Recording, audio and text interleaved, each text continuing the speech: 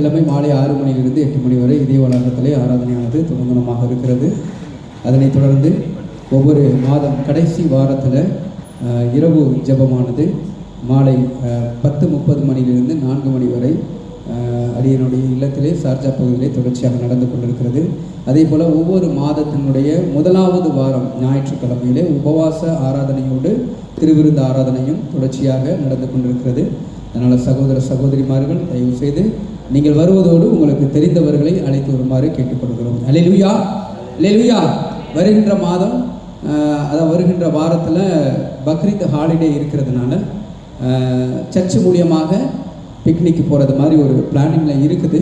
அதனால் ஜெபித்து கொள்ளுங்கள். குறைந்த அளவு ஒரு நபருக்கு ஒரு 25 திராம் ரெடியாக வச்சுக்கோங்க. வேறு எங்கேயாவது நம்ம போகிறது மாதிரி இருக்கும். அதனால் என்ன ஷெட்யூல்டு என்பதை நாங்கள் குரூப்பில் ஷேர் பண்ணுறோம். மறக்காமல் எல்லா பிள்ளைகளும் நீங்கள் கலந்து கொள்ளணும். ஆண்டவராகிய கர்த்தர் அந்த பயணத்தை ஆசீர்வதிப்பார். அல்லேலூயா. அடியனைக்கும் சிறிய சாட்சியோடு நான் தொடர்ச்சியாக தேவ செய்திக்கு கடந்து செல்கிறேன். கடந்த நாட்களிலே எனது சகோதரர் ஜோக்கின் ராஜ் என்பவர் தெரிந்திருக்கும் நிறைய பேருக்கு. அவருக்கும் அவருடைய குடும்பத்தினருக்கு இரண்டாவது பிள்ளையாக பெண் குழந்தையை ஆண்டவராகிய கர்த்தர் அழகான பெண் குழந்தையை கொடுத்தார். அதை சாட்சியை சொல்வதற்கு நாங்கள் சந்தோஷப்படுகிறோம். கடந்த வாரத்திலே நாங்கள் குடும்பமாய் ஜெபித்தோம். நல்ல முறையிலே டெலிவரி ஆகணும், எந்த ஒரு பிரச்சனையும் இல்லாமல் சுமூகமாக டெலிவரி ஆகணும் என்று நாங்கள் தியானித்தோம், ஜெபித்தோம். அதனுடைய வகையிலே ஆண்டவராகிய கர்த்தர் நேர்த்தியாய் நாங்கள் ஜெபித்ததற்கு ஏற்ப நல்லதொரு அழகான பெண் குழந்தையை கொடுத்தார். எங்கள் ஒவ்வொருவருக்குமாய் சந்தோஷமாக இருந்தது. அதனால் ஆண்டவராகிய கர்த்தர் ஒவ்வொரு காரியங்களையும் நேர்த்தியாய் ஆசீர்வதித்துக் கொண்டிருக்கிறார். அல்லேலூயா, அல்லேலூயா. தொடர்ச்சியாய் தேவ செய்திக்கு நேராக கடந்து செல்கிறோம். இந்த வாரத்தில் ஆண்டவராகிய கர்த்தரிடத்திலே நான் தியானிக்கும் பொழுது நல்லதொரு வார்த்தைகளை ஆண்டவராகிய கர்த்தர் தியானிக்க வேண்டுமாய் அடியனிடத்தில் ஏவினார். ஆனால் நேரங்கள் மிகுந்த குறைவாக இருக்கிறது. இன்னும் 10 நிமிடம் ஆனால் முடிந்துவிட்டது.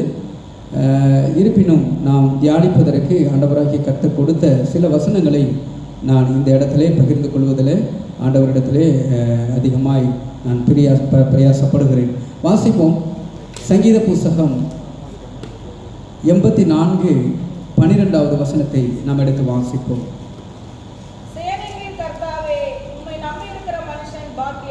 சேனைகளின் கர்த்தாவே, உம்மை நம்பி இருக்கிற மனுஷன் பாக்கியவான். அல்லேலூயா, அல்லேலூயா. அதே போல சங்கீதம் தெளிவாக வசனம் சொல்லுகிறது, கர்த்தரை நம்புகிறவர்கள் என்றென்றைக்கும் அசையாமல் நிலைத்திருக்கும் சீயோன் பர்வதத்தை போல் இருப்பார்கள். அல்லேலூயா. கர்த்தரை நம்புகிறவர்கள், யாரை நம்புகிறவர்களா? கர்த்தரை நம்புகிறவர்கள் என்றென்றைக்குமே அசையாமல் நிலைத்திருக்கும் சீயோன் பர்வதத்தை போல் இருப்பார்கள். அதனை தொடர்ச்சியாய் வாசிக்கும் பொழுது, சேனைகளின் கர்த்தாவை உம்மை நம்பி இருக்கிற மனுஷன் பாக்கியவான். இப்போ இந்த 2 வசனமும் ஒரே காரியங்களை சொல்லுகிறது. என்ன காரியங்கள் என்றால், ஆண்டவராகிய கர்த்தரை நம்புகிறவர்கள், ஆண்டவராகிய கர்த்தரிடத்தில் விசுவாசமாக இருக்கிறவர்கள் எந்த இடத்திலையும் அசைக்கப்படுவதில்லை. அல்லேலூயா. யாரெல்லாம் அசைக்கப்படுவதில்லை அப்படிங்கிறத இந்த வாரத்தில் நாம் தியானிக்கணும். அல்லேலூயா.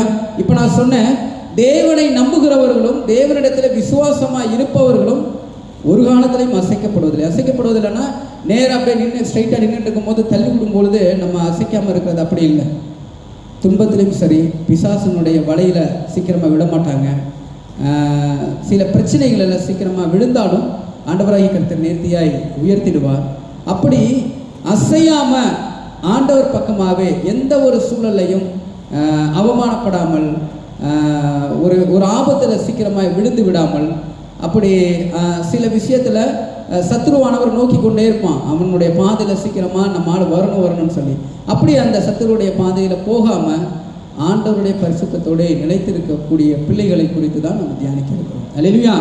அவர் தான் அசைக்கப்படுவதில்லை அப்படின்னு சொல்லுவாங்க. இப்போ சொல்லுங்கள், எந்த பிள்ளைகளெல்லாம் அசைக்கப்படுவதில்லை? உங்களுக்கு தெரிஞ்ச ஒரு ஆவிக்குரிய வார்த்தைகளை சொல்லுங்கள். யாரெல்லாம் அசைக்கப்படுவதில்லை? நான் சொன்னேன், தேவனை நம்பி இருக்கிறவர்கள் அசைக்கப்படுவதில்லை. அப்புறம் கர்த்தரை தேடுகிறவர்கள் ஒரு காலத்திலையும் அசைக்கப்படுவதில்லை. சரியான ஒரு வார்த்தை. கர்த்தரை தேடுகிறவர்கள் அவங்க வாழ்க்கை அசைக்கப்படாது, கண்டிப்பாக உறுதியாக இருப்பாங்க. வேற, கர்த்தருக்கு பயப்படுகிறவர். பிரதர் சொல்றாரு, அழகான ஒரு வார்த்தை, கர்த்தருக்கு பயப்படுதல். பயப்படுறவங்க கண்டிப்பாக பாவம் செய்ய மாட்டாங்க, தேவனை நோக்கியே இருப்பாங்க. அவங்களிடத்துல கண்டிப்பாக பிசாசவன் அசைக்கவே மாட்டான். வேற ஏதாவது கடைசியாக சொல்லுங்களேன். பரிசுத்தவான்கள். பரிசுத்தவான்கள் என்னைக்குமே அசைக்கப்படுவதில்லை. பிசாசுக்கினால அசைக்கப்பட மாட்டாங்க. தேவனுக்கு முன்பதாக இருப்பாங்க, பரிசுத்தத்தோடு இருப்பாங்க. அதனால் அவர்கள் ஒரு காலத்தில் அசைக்கப்படுவதில்லை. அல்லேலூயா. ஒரு 4 காரியங்கள் அசைக்கப்பட முடியாது அவர்களை குறித்து. யார் அப்படின்னாக்க, கர்த்தரை முன்னின்று வைத்திருக்கிறவர்கள். எந்த காரியத்திலும் சரி கர்த்தரை முன் வைத்திருக்கிறவர்கள். இப்போ நிறைய பிரதர்லாம் சொன்னாங்க, ஆனால் சில காரியங்களை குறித்து நம்ம தியானிக்க போகிறோம். கர்த்தரை எப்பொழுதுமே முன் வைத்திருக்கிறவர்கள் அசைக்கப்பட மாட்டார்கள். அதே போல பண ஆசை இல்லாதவர்கள் எந்த இடத்தையும் அசைக்கப்பட மாட்டாங்க. அல்லேலூயா. பண ஆசை உள்ளவன் தான் கண்டிப்பாக பிரச்சனையில் போய் மாட்டிக்குவாங்க, பாவத்தில் போய் மாட்டிக்குவாங்க, விழுந்துருவாங்க. அதனால சீக்கிரமாக தப்பான வழியில் போயிடுவாங்க. ஆனால் பண ஆசை இல்லாத, பொருளாசை இல்லாத ஒரு விசுவாசி இருக்கிறாங்கன்னா அவங்க என்றைக்குமே அசைக்கப்படுவதில்லை. அடுத்தது அதிகாலையில் தேவனை தேடுகிறவர்கள். சங்கீதத்தில் கூட பிரதர் அருமையாக சொன்னார், அதிகாலையில் தேட வேண்டும் ஆண்டவராகிய கர்த்தரை. அதிகாலையில் தேடுறவங்களை என்றைக்குமே பிசாசானவன் அசைக்கவே முடியாது. அதே போல் கர்த்தரை தஞ்சமாக வைத்திருக்கிறவர்கள் எப்போ எந்த சூழலிலும் சரி, ஆபத்திலையும் சரி, சந்தோஷத்திலையும் சரி, வேறு எந்த சூழல்களிலும் என் தேவன் அவர் தான் எனக்கு எல்லாமே அப்படின்னு சொல்லி எப்பொழுதுமே ஆண்டவரை தஞ்சமாக வைத்திருக்கிறவங்களை அசைக்க முடியவில்லை. இப்படியாக ஒவ்வொரு காரியங்களையும் சொல்லிக்கொண்டே போகலாம். முதலாவது, கர்த்தரை முன் வைத்திருக்கிறவர்கள் ஆண்டவராகிய கர்த்தருக்கு எப்பொழுதுமே நிலைத்திருப்பார்கள். அவர்களை யாருமே அசைக்க முடியாது. அல்லேலூயா. வாசிப்போம். சங்கீதம் 16:8 எடுத்து வாசிங்க. கர்த்தரை எப்போதும் எனக்கு முன்பாக வைத்திருக்கிறேன், அவர் என் வலது பாரிசத்தில் இருக்கிறபடியால் நான் அசைக்கப்படுவதில்லை. அல்லேலூயா, அல்லேலூயா. அப்போ சில நேரத்தில் நம்மெல்லாம் நினைக்கணும், நம்ம எப்போ தேவனுடைய பிள்ளையாக இருக்கிறோம் அப்படின்னாக்க, எந்த சூழலிலும் கர்த்தரை முன்னாக வைத்திருக்கிறவர்கள் எந்த இடத்திலையும் அசைக்கப்படுவது. தாவீதா தான் செஞ்சார். அவருக்கு இல்லாத தொந்தரவு உலகத்தில் யாருக்குமே கிடையாது. அல்லேலூயா. அவர் சின்ன வயசுலேருந்து பார்த்தீங்க அப்படின்னாக்க, அவருக்கு ஆடு மேய்க்கக்கூடிய சிறுவனாக இருந்தார். அப்பா வந்து சொல்லிடுவார், போய் இத்தனை ஆடுகளை போய் மேய்ச்சிட்டு வா, அதான் அவனுடைய ஸ்கோப் அப்படின்னு சொல்லி. ஆடு மேய்ச்சிட்டு இருக்கும் பொழுது சிங்கம் வந்தது. சிங்கத்தை பிடிச்சி 2ஆக பிச்சுட்டான். அந்த மாதிரியான ஒரு வல்லமை வீரம் அவனுக்கு கிடைச்சது. கரடி வந்துச்சு. இப்படி அவனுடைய வேலை ஸ்தலத்திலே அவனுக்கு எதிர்ப்புகள். அதே போல் கொஞ்சம் அரசர்களோட மத்தியில் போகிறான். போகும்பொழுது கோலியாத்துங்கிற ஒரு மிகப்பெரிய பிரச்சனை இருந்துச்சு. அதை சமாளித்தான். அதை சமாளித்து அரசனானதுக்கு அப்புறம் சொந்த கூடவே இருந்து அவர் உற்சாகப்படுத்தக்கூடிய ஒரு மனுஷன் சவுலுனால கடைசி வரையிலும் மரண பரியந்தமும் துரத்தப்பட்டான். இல்லையா, பாடுபட்டான். இப்படி பல பிரச்சனைகள் இருந்த போதும் அவன் கடைசி வரைக்கும் ஆண்டவராகிய கர்த்தரை நிலைச்சிருந்ததுனால அவன் தான் அந்த வார்த்தை சொல்கிறான் பாருங்க, நான் எப்போதும் எனக்கு முன்பாக ஆண்டவராகிய கர்த்தரை வைத்திருக்கிறேன், அவர் என் வலது பரிசத்தில் இருக்கிறபடினா நான் அசைக்கப்படுவதில்லை. எப்படா இவ்வளோ சோதனையிலையும் நீ வந்து ஜெயிச்சுட்டே இருக்கிற வாழ்க்கையில் அப்படின்னு அவரிடத்துல யாரெல்லாம் கேட்கும் பொழுதோ அப்போ எல்லாமே தாவீது தெளிவாக சொல்வார், நான் எப்பொழுதுமே தேவனை முன்னாக வைத்திருப்பேன். இல்லையா, யாருமே நம்ப மாட்டார், மனுஷனை நம்ப மாட்டார். இல்லையா, மற்ற யாருமே நம்ப மாட்டார், தேவனை தான் எப்பொழுதுமே நம்புவார். ஒரு பிரச்சனை வந்தால் அது தேவன் கொடுக்குறார், தேவன் சரி செய்வார்.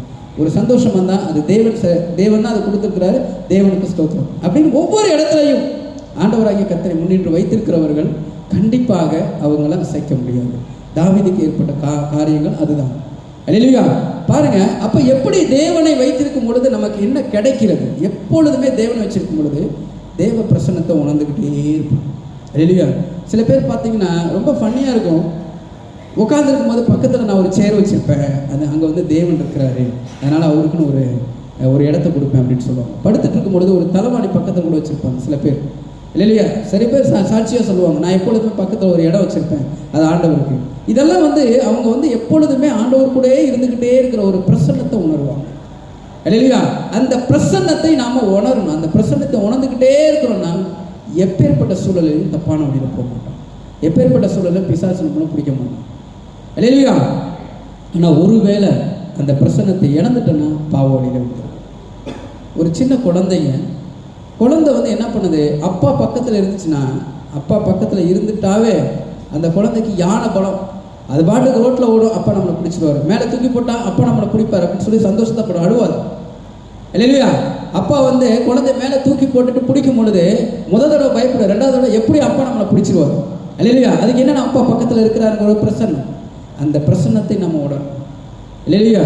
வாலிப வயசுல ஆண்டவருடைய பிரசன்னத்தை இழந்த பிள்ளைகள் தான் இன்றைய காலகட்டத்தில் பார்த்தீங்கன்னா நிறைய மது பழக்கத்தில், போதை பழக்கத்தில் எல்லாம் மாட்டிகிட்டு இருக்கிறதுக்கு முக்கிய காரணம் சீக்கிரமாக அசைக்கப்பட்டுறாங்க. காரணம் என்னென்னா தேவனுடைய பிரசன்னத்தை உணராமல் இருக்கிறாங்க. இல்லையா?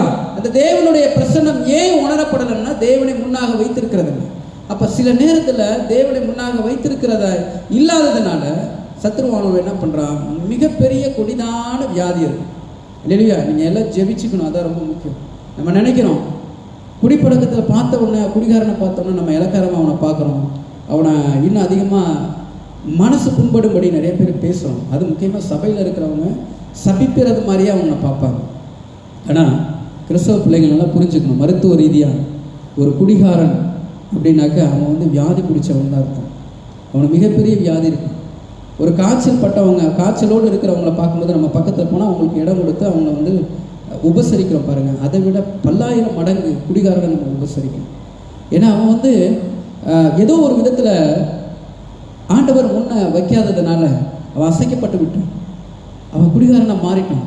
ஆனால் அந்த குடி அப்படிங்கிறது அந்த மனுஷனுக்கு உண்டான வியாதி அப்படின்ட்டு நம்ம சமூகம் முதல்ல உணரும். இல்லையா? அதை உணர்ந்து அவன் மேலே அதிகமான அன்பு செலுத்தி அவனை கொஞ்சம் கொஞ்சமாக திருத்துறதுக்கு தான் நம்ம பார்க்கணும். அதுதான் ரொம்ப முக்கியம். இன்றைக்கி குடிகாரன் அவனுடைய மூளை பகுதியில் என்ன பண்ணணும்னா ஒரு திரவமானது சுரந்துக்கிட்டே இருக்கும். இல்லையா? இதெல்லாம் நம்ம உணரணும். அந்த மனுஷனுக்கு என்ன நடக்கும் அப்படின்னாக்க இனிமேல் நம்ம குடிக்கக்கூடாதுன்னு சொல்லுவான். முதல் நாள் சொல்லுவான், நம்ம அடுத்த நாள் இனிமேல் குடிக்கவே கூடாது அப்படின்னு நினைப்போம். ஆனால் கொஞ்சம் நேரம் ஆக ஆக, காலையில் 8 மணி 9 மணி ஆக ஆக அவனுடைய மூளையில் இருக்கக்கூடிய ஒரு சுரப்பி சுரந்துக்கிட்டே இருக்கும். அதை சாப்பிடு, அதை குடி, அதை குடி, அதை குடி அப்படின்ட்டு மற்ற சிந்தனை சிந்திக்கவே தோணாது. அந்த மனுஷன்கிட்ட எந்த ஒரு சிந்தனை, மற்ற எந்த ஒரு வேலையும் செய்ய தோணாது. எந்த ஒரு சந்தோஷமோ துக்கமோ எதையுமே நினைக்க தோணாது. வீட்டுக்காரவங்களை நினைக்கோ, மனைவியோ, பிள்ளைகளோ எதையுமே நினைக்க தோணாது. அந்த சுரப்பி சுரந்துச்சுன்னா அதை குடித்தே ஆக வேண்டும் அப்படிங்கிற ஒரு கட்டாயத்துக்கு தள்ளப்படுவாங்க. அப்போ அவங்களுடைய நிலைமை என்ன பாருங்கள். நம்ம வெளியிலிருந்து பார்க்கணும், குடிகாரன் ஆகிட்டான் அப்படின்னு சொல்லி. இல்லையா? அவனை நாம் வியாதிக்காரர்களாக பார்க்க வேண்டும், அவனை ஒரு நோயாளியாக பார்க்கணும். அவனிடத்தில் அதிகமான அன்பு செலுத்தி பேசி, நம்ம குடும்பத்தில் எத்தனையோ பேர் ஒரு குடும்பத்தில் குடிகாரர்களாக இருப்பாங்க. இல்லையா? குடிச்சு இப்படி அடிக்கடி அப்படின்னு நம்ம நினைக்கலாம். ஆனால் அவனுடைய நிலைமை அவனுக்கு அதுதான் தெரியும். இல்லையா? அப்போ மிகப்பெரிய பாவத்தில் விழுறதுக்கு காரணம் என்ன அப்படின்னாக்க தேவனை முன்னாக வைத்திருக்கிறதில்ல, பிசாசு நம்மளை பிடிச்சிக்கும். இப்படி ஒரு சிறிய காரியத்தை தான் நான் சொன்னேன். இப்படி பல வகையான பாவங்களில் மனுஷர்கள் விழுறதுக்கு காரணம் என்னன்னா சீக்கிரமாய் அசைக்கப்படுகிறதுனால. அல்லேலூயா! ஒவ்வொரு பிள்ளையும் அசைக்கப்படாமல் இருக்கணும். ஆண்டவரை ஏற்றுக்கொண்ட பிள்ளைகள் தேவனை முன்னாக முதலாக வைத்திருக்க வேண்டும். தாவீதுக்கு உண்டான பிரச்சனைகள் சிறிய வயசுலேருந்து அவனுக்கு பிரச்சனை இருந்துச்சு. வேலை ஸ்தலத்தில் பிரச்சனை. அல்லேலூயா! அவனுக்கு ஏற்பட்ட வேலை ஸ்தலத்தில் இருக்கக்கூடிய பிரச்சனைகளை போல தான் நமக்கும் வேலை ஸ்தலத்தில் நிறைய பிரச்சனைகள் இருக்கும்.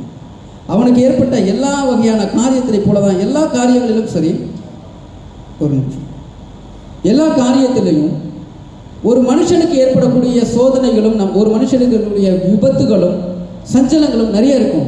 ஆனால் ஒவ்வொரு சூழலில் ஆண்டவரே அந்த சஞ்சலத்தை நீங்கள் தான் கொடுத்தீங்க, நான் கண்டிப்பாக அதை ஏற்றுக்கிறேன், உங்களுக்கு ஸ்தோத்திரம் அப்படின்னு சொல்லி தாவீது எப்படி அதை ஏற்றுக்கொண்டாரோ அதே போல நம்ம அதை ஏற்றுக்கொள்ள வேண்டும். நமக்கு சோதனை வரும்பொழுது, நமக்கு கஷ்ட நஷ்டம் வரும்பொழுது உடனே பாவப்படியில் ஓடுறது தான் ஆண்டவர் அருவருக்கிறார். அப்படிப்பட்ட மனுஷனை தான் அசைக்குவாங்க. இல்லையா? அதனால் அசைக்காமல் காத்திருக்க வேண்டும் என்றால் முதலாவது தேவனை எப்பொழுதுமே முன்னின்று வைத்துக் கொள்ள வேண்டும். இல்லையா? இரண்டாவது காரியம், பண ஆசை இல்லாத ஒரு பிள்ளையா இருக்கும். பண ஆசை, பொருள் ஆசை ரெண்டுமே ஒரே பொருள் தான். ஆனால் அந்த ரெண்டுலையுமே நீங்கள் விழாமல் இருக்கணும். அதுதான் தேவனுடைய பிள்ளை. இல்லையா? நம்ம எல்லாருமே சரி, இங்கே சம்பாதிக்க வந்திருக்கிறதுக்கு முக்கிய காரணம் எல்லாத்துட்டையும் நம்ம கேட்டோம் அப்படின்னாக்க வீட்டில் ஒரு பொருளாதாரம் பிரச்சனை, வறுமையில் இருக்கிறோம், அந்த வறுமையை மாற்றணும், அதுக்காக நம்ம வந்திருக்கிறோம். இல்லையா? அதுக்காக நம்ம மாற்றின பிறகும் சில விஷயங்கள் நமக்கு ஒரு வேலை செய்யும் பொழுது இவ்வளவு தான் சம்பளம் அப்படின்னாக்க இந்த சம்பளத்தை காட்டிலும் இன்னும் அதிகமாய் தவறான வழியில் போய் இன்னும் பல மடங்கு சம்பாதிக்கணும் அப்படின்னு சொல்லி பண ஆசையில் விழுறதுனால சீக்கிரமாய் அசைக்கப்படுவோம். இல்லையா? அதனால் ஆண்டவராகிய கர்த்தர் அதை சுத்தமாக அருவருக்கணும். பண ஆசை இருந்துச்சுனாவே வாழ்க்கையில் நீ பாவம் வாழ்க்கையில் தள்ளப்படுவாய். நாம் வாசிப்போம் சங்கீத புஸ்தகம் 15:5 எடுத்து வாசிப்போம். தன் பணத்தை வட்டிக்கு கொடாமலும் குற்றம் இல்லாதவனுக்கு விரோதமாய் பரிதானம் வாங்காமலும் இருக்கிறான். இப்படி செய்கிறவன் என்றென்றைக்கும் அசைக்கப்படுவதில்லை. அல்லேலூயா. பணத்தை வச்சுக்கிட்டு வட்டிக்கு கொடுக்காம யாராவது கடன் கேட்டால் உடனே அந்த பைசா வந்து அவங்களுக்கு கடன் கொடுத்து அந்த உதவி செஞ்சுக்கிட்டு, அதே போல் ஒரு காரியம் நடக்கணும் அப்படின்னாக்க லஞ்சமோ ஊழலோ இந்த மாதிரி காரியங்களில் விழாமல் இருக்கிறவங்க தான் அவன் அசைக்கப்பட மாட்டான். அல்லேலூயா, அல்லேலூயா. ஒரு பணத்தை வைத்துக்கொண்டு அந்த பணத்தின் மூலியமாக சம்பாதிப்பதும், ஒரு காரியம் நடக்க வேண்டும் என்று சொல்லி அவர்களை தவறான வழியிலே புகுத்துவதும், இப்படிப்பட்ட காரியங்கள் நமது தேசத்தில் ரொம்ப அதிகமாக இருக்குது. நிறைய தேசத்தில் நடக்குது. அல்லேலூயா. இதுக்காக நாம் ஜெபிச்சுக்கணும். இது எல்லாம் வந்து தாவீது தெளிவாக சொல்லியிருக்கிறார் பாருங்க. தன் பணத்தை வட்டிக்கு கொடாமலும் குற்றமில்லாதவனுக்கு விரோதமாய் பரிதானம் வாங்காமலும் இருக்கிறான். இப்படி செய்கிறவன் என்றென்றைக்கும் அசைக்கப்படுவதில்லை. அல்லேலூயா, அல்லேலூயா. இது இருதயத்தில் நம்ம ஏற்றுக்கொள்ள வேண்டும். இந்த வசனம் தான் நம்ம எல்லாருக்குமே ஒரு முக்கியமான வசனமாக இருக்கணும். என்றைக்குமே ஒரு பொருள் மீது ஆசைப்படுறது, பணத்தின் மீது ஆசைப்படுறது, இப்படி பேராசைப்படுகிறதுனால நம்மளுடைய இருதயத்தில் என்ன நடக்குது அப்படின்னாக்க, கண்டிப்பாக தப்பான வழியில் போவாங்க, கண்டிப்பாக பாவத்தை தொற்றுவாங்க, கண்டிப்பாக தேவனுக்கு எதிரான காரியத்தை செய்வாங்க. தேவனுக்கு எதிரான காரியத்தை செஞ்சுட்டாவே, ஒரு தப்பு செஞ்சுட்டு இருக்கிறவங்க மத்தியில் நீங்கள் போய் அவங்கள்ட்ட போய் பேசுனீங்கன்னா ஒரு குற்ற உணர்வோடு தான் நம்மள்கிட்ட பேசுவாங்க. இல்லையா? தைரியமாக தில்லாக இருக்கிறவங்க யார் அப்படின்னாக்க தேவனுடைய பிள்ளைகள். தப்பே செய்யலை, நான் என் வாழ்க்கையில் பாவமே இல்லை, நான் பரிசுத்தமாக இருக்கேன், தேவனுக்கு பயந்து இருக்கேன், நான் உண்மையாக நியாயமாக சம்பாதிக்கிறேன், அதை நியாயமான முறையில் நான் செலவு பண்ணுறேன் அப்படின்னு இருக்கிறவங்க தான் என்ன பண்ணுவாங்க, எந்த இடத்துலையுமே அவங்க யாருக்குமே பயப்பட மாட்டாங்க, யாருக்குமே அஞ்ச மாட்டாங்க, எதை கண்டும் பயப்படாமல் ஒளியாமல் தைரியமாக இருப்பாங்க எல்லா இடத்துலையும். இல்லையா? அப்படிப்பட்ட தைரியமும் சந்தோஷமும் சமாதானம் நமக்கு வேணும் அப்படின்னாக்க பணாசை பொருளாசை இல்லாத ஒரு பிள்ளைகளாக இருக்கணும். இல்லையா?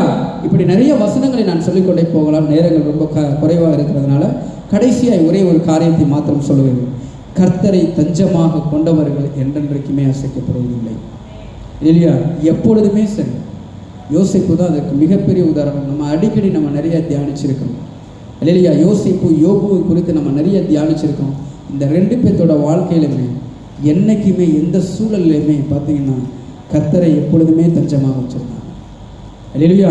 எப்பொழுதுமே கர்த்தரை தான் உண்மையான ஒரு பொருளாக வச்சுருந்தாங்க, உண்மையான ஒரு உயிராக வச்சுருந்தாங்க, உண்மையான ஒரு சொந்தமாக வச்சுருந்தாங்க. இல்லையா? யோசேப்புக்கு நேரிட்ட ஒரு சூழல் யாருக்குமே அது நம்மளுடைய காரியத்தில் வந்திருக்காது. சின்ன வயசில் அண்ணன் தம்பிகளால் துரத்தப்பட்டான், அண்ணன் தம்பிகளாக கொலை செய்கிறதுக்கு ஏதுவாக்கப்பட்டான். அண்ணன் தம்பிங்க எல்லாருமே என்ன பண்ணாங்க, அது யோசேப்பு சின்ன பையனாக இருக்கிறான், அப்பா வந்து அவன் மேலே தான் பாசமாக இருக்கிறாரு, இவனை கொண்டுட்டோம்னா நம்ம மேலே பாசமாக இருப்பாருன்னு சொல்லி சொந்த அண்ணன் தம்பிங்களே சேர்ந்து அந்த பையனை கொள்றதுக்கு ஒரு குழியில் தள்ளி விடுறாங்க. அப்புறம் அதில் ஒருத்தன் பாவம் புண்ணியம் பார்த்து அவனை மறுபடியும் குழியிலேருந்து எடுத்து எகிப்து தேசத்துக்கு விற்று மீதியான் தேசத்துக்கு விற்றுறாங்க. இல்லையா? ஒரு மீதியாளர் இடத்துலையே விற்கப்படுகிறான். அப்புறம் அவன் மறுபடியும் அண்ணன் தம்பி குடும்பத்தெல்லாம் விட்டு தன்னந்தனியாக இப்போ ஒரு பரதேசியாய் இன்னொரு இடத்துல அடிமையாய் வேலை செய்து கொண்டு அங்கேயும் வந்து ஒரு அரசினால் தன்னுடைய வாழ்க்கையை வந்து மிகுந்த ஒரு துன்பத்துக்கு நேராக தள்ளப்பட்டு சிறை கைதியாக தள்ளப்பட்டு இப்படியாக அவருடைய வாழ்க்கை முழுவதும் படிப்படியாக ஒரு வாலிப வயசு முடிகிறது வரையிலுமே அவனுடைய வாழ்க்கையில் அவ்வளோ சோதனை. இல்லையா? ஒவ்வொரு இடத்துலையுமே அவன் ஆண்டவரை தான் ஜெபிச்சான். அவன் ஆண்டவரிடத்தில் நேர் முழங்கால் நின்று அவன் ஆண்டவரிடத்தில் ஜெபித்ததுனால ஒவ்வொரு காரியத்தையும் சொல்லி ஆண்டவரே இப்படிப்பட்ட சோதனை எனக்கு வந்திருக்கு, உமக்கு ஸ்தோத்திரம், இப்படிப்பட்ட நல்லது வந்திருக்கு, உமக்கு ஸ்தோத்திரம், இப்படிப்பட்ட கெடுதல் என் வாழ்க்கையில் நேர்ந்துக்கிட்டே இருக்குது, இது மாறவே மாட்டேங்குது, ஆனால் சீக்கிரமாக மாற்றுங்க, ஸ்தோத்திரம். இப்படி எல்லா விதத்துலையும் ஆண்டவரை வந்து உறுதுணையாகவே தஞ்சம்னா எப்பேற்பட்ட சூழலையும் அது ஆண்டவர் தான் அப்படின்னு சொல்லி அப்படியே அந்த ஒரு உறுத்தலாகவே இருந்துகிட்டு இருக்கும் பொழுது தான் அவங்க தேவனுடைய பிரசன்னத்திலே இருந்துட்டு இருக்க முடியும். கண்டிப்பாக அவங்க தப்பான வழியில் போக முடியாது. அல்லேலூயா. இதுதான் வேண்டும். யோபுவோடைய வாழ்க்கையிலும் அதுதான் நடந்தது. யோபுவோட வாழ்க்கையில் இன்னும் மிகப்பெரிய கொடுமை. ஒருத்தன் ஏழையாக இருந்து பணக்காரன் ஆகிறது முக்கியம் கிடையாது, ஆனால் பணக்காரனாக இருந்து ஒரு ஏழையாக இருக்கிறது பார்க்கறதுக்கு ரொம்ப கொடூரமாக இருக்கும். இல்லையா? ஏழ்மையாக இருக்கிறவங்க பணக்காரனாகி மறுபடியும் அவங்க தொலைச்சிட்டாங்கன்னா வாழ்க்கையை அவங்களால வாழ முடியும். ஆனால் ரொம்ப வசதி படைத்தவங்க, ரொம்ப வல்லரசாக இருந்தவங்க, ரொம்ப அரச போகத்தில் வாழ்ந்தவங்க நடுத்தெருக்கு வந்தாங்கன்னா அவங்களால வாழவே முடியாது. அப்படிப்பட்ட சூழலில் இருந்தவர் தான் யோபு. நல்ல வசதியாக அரச போகத்தில் இருந்தார். பல பேர்த்துக்கு வேலை கொடுத்துக்கிட்டு பல பேர்த்த வந்து ஒரு நல்வழிப்படுத்திக்கிட்டு இருந்த ஒரு மனுஷன் திடீரென்று நடுத்தெருவுக்கு வரப்பொழுது அப்பையும் ஆண்டவரை துதிச்சார், அப்பவும் ஆண்டவரை தஞ்சமாக வைத்தார். அப்பொழுது ஆண்டவரை நேசித்தார்.